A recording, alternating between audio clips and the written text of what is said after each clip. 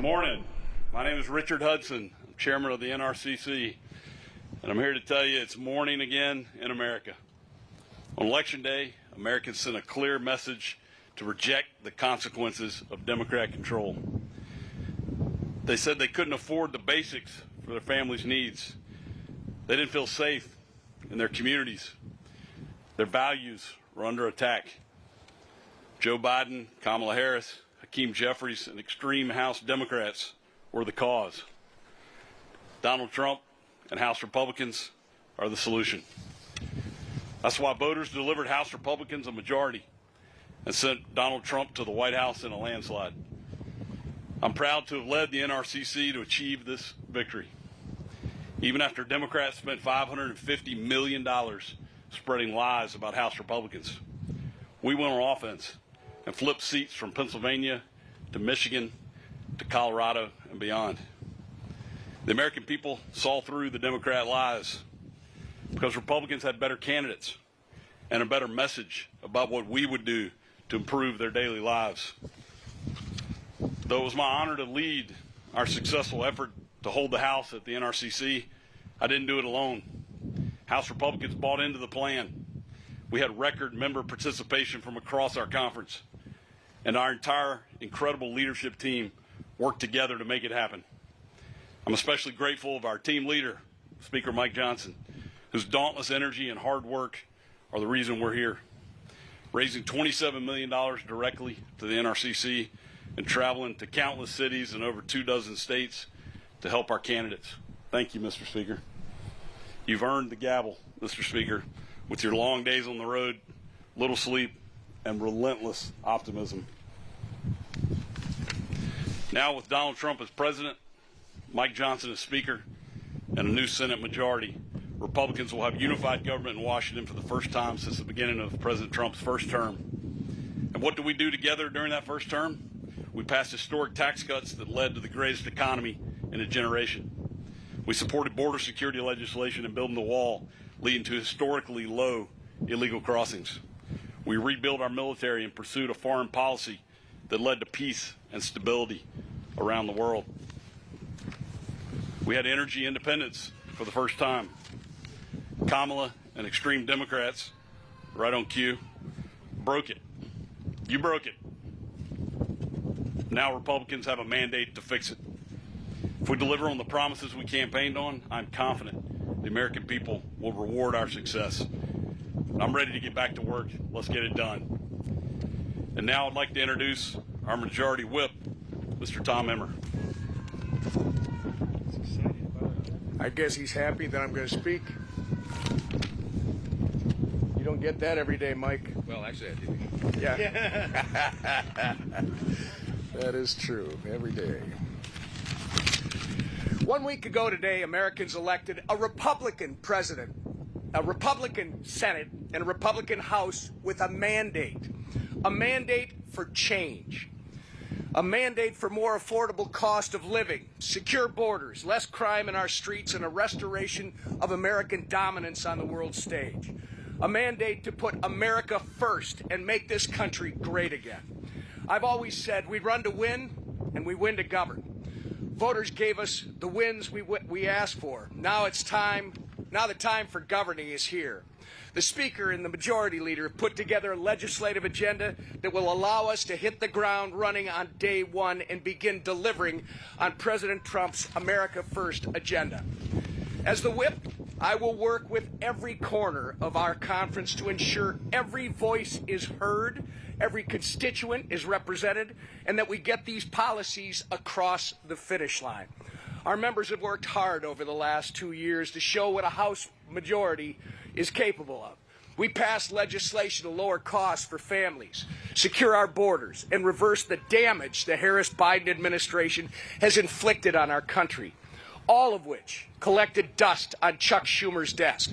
But now that we have the trifecta, it's finally time to counteract the Democrats' negligence once and for all by turning our agenda into law. And I have no doubt that this House Republican team will get it done.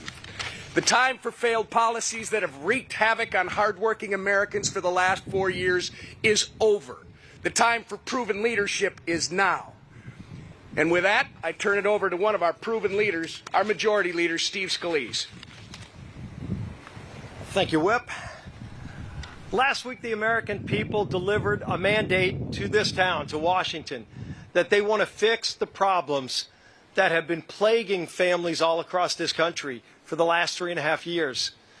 You know, I got the opportunity to travel to every single swing district throughout the nation, and I got the opportunity to travel to a number of swing districts with President Trump. And I saw the same theme come up everywhere we went. People are furious that there's an open southern border and they want it closed.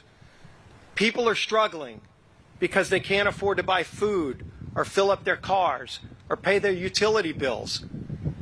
And the leaders in the White House were not listening.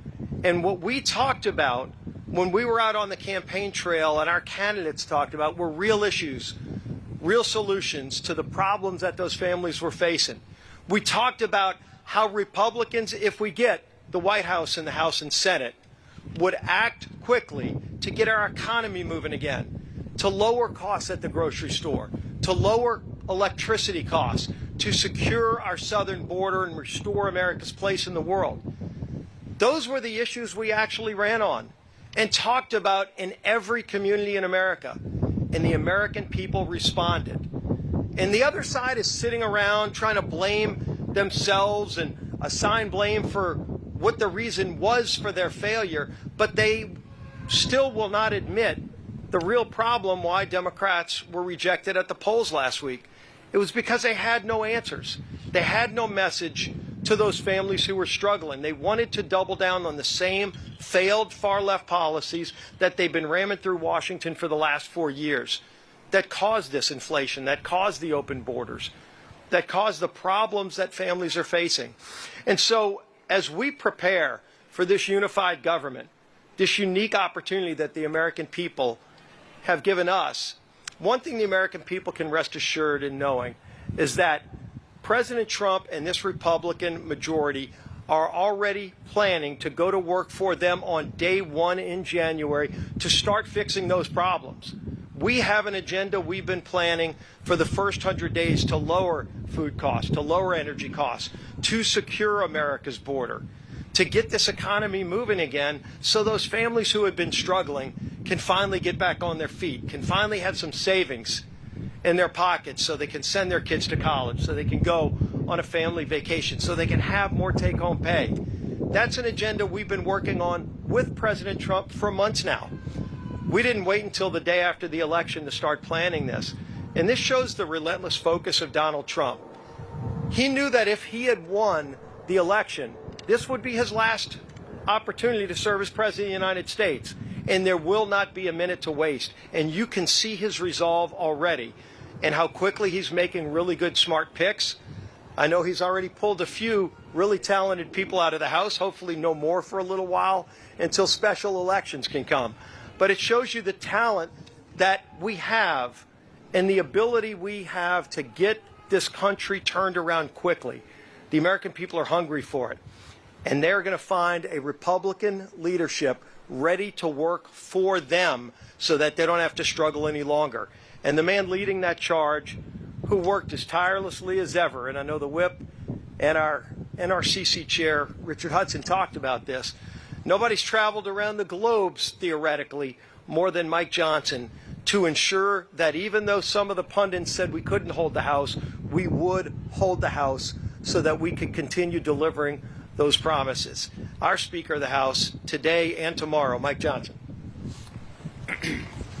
Thank you, Steve, our great majority leader. Thank you to our whip, Emmer, our NRCC chairman, Richard Hudson, all three of these gentlemen, and our whole leadership team, Elise and all the rest, Blake Moore and McLean and Palmer and everyone did everything possible to ensure that we could come to this moment. It is a beautiful morning in Washington. It is a new day in America. The sun's shining, and that's a reflection about how we all feel. This is a very, very important moment for the country, and we do not take it lightly.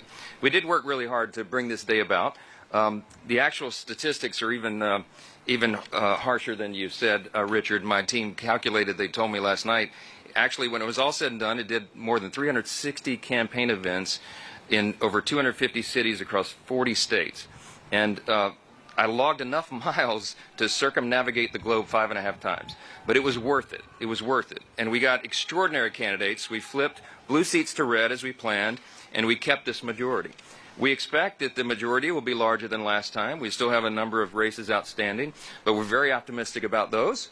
And we are looking forward to governing in unified government beginning in January. It's true that on Tuesday, voters rejected what they really felt was the misery of the last 4 years. We're moving on and we're turning the page, and this is something that the American people desperately need and deserve.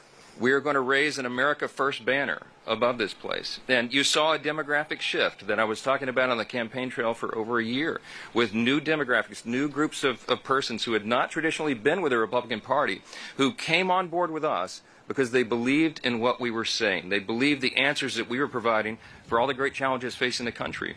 And we made them a commitment to do that. And we will. And as the new members return now, we lay the groundwork for the next Congress, and we usher in this new day in America. Republicans in the House and Senate have a mandate. It's true. It was a decisive win across the nation. The American people want us to implement and deliver that America First agenda. And we have to do that while we have that energy and that excitement beginning on the very first day of the Congress in the new year. It's clear the American people do want secure borders. They want to prevent terrorists and criminals from entering the country. These things are common sense. They want and deserve lower costs for groceries and gasoline. They want us to project strength on the world stage again and not the weakness that we have projected for the last 4 years. They want an end to the wokeness and the radical gender ideology and a return to common sense in our children's classrooms and corporate boardrooms and government agencies. And we're going to ensure all that's true. This leadership will hit the ground running to deliver President Trump's agenda in the 119th Congress, and we will work closely with him and his administration to turn this country around and unleash, as he says, a new golden age in America. That's not a campaign slogan. We believe that that is true. We believe in our hearts that America's best days are ahead of us, and we're excited to deliver upon that promise. The only way we're able to work quickly is because we have unified control of the Congress, both chambers now in the White House, beginning January. And I want to congratulate all our Republican incumbents who worked so hard to ensure their re-elections and our new members who helped us to keep this House majority, especially a couple of new members that flipped districts from red to blue, people like Tom Barrett and Ryan McKenzie, Rob Bresnahan, Tim Moore, Addison McDowell, Brad Knott, Gabe Evans, from different states around the country who worked really hard to ensure that we could have Republicans return to those seats. And we have an amazing group of freshman members who are going to join our conference, the Patriots who are already here and who are ready to implement this agenda on day one. Now, as we sit here this morning, we're still watching a number of races. We have races still pending in Alaska, Arizona, California, Maine, Ohio, and Oregon. And we're going to ensure that every single legal vote is counted in those races. So while we're completing the work of this Congress, we're shifting gears and preparing for the next Congress. We're also still in campaign mode in some sense and awaiting the final outcome of these races. Looking ahead over the past year, I've been working with our committee chairs and our Senate colleagues to lay the groundwork for this America First agenda. It will grow our economy and reduce inflation. It will secure our borders. We will restore America's energy dominance once again. We'll implement educational freedom, and we will drain the swamp. And that's just the beginning of the agenda. This leadership team standing behind me has been preparing for this moment, and we are ready to deliver on America's mandate in the next Congress. When President Donald Trump won the presidency in 2016, we all look back and recognize that the Republican Party was not fully prepared for that moment, and precious time was wasted in the beginning of that Congress. I know it well because that was my freshman year in Congress. We began in 2017. We are not going to make those mistakes again. We will be ready on day one. We are prepared this time. And as we wind down the 118th Congress, we'll be ready to take the ball and run full speed in the 119th Congress that begins in January. With that, if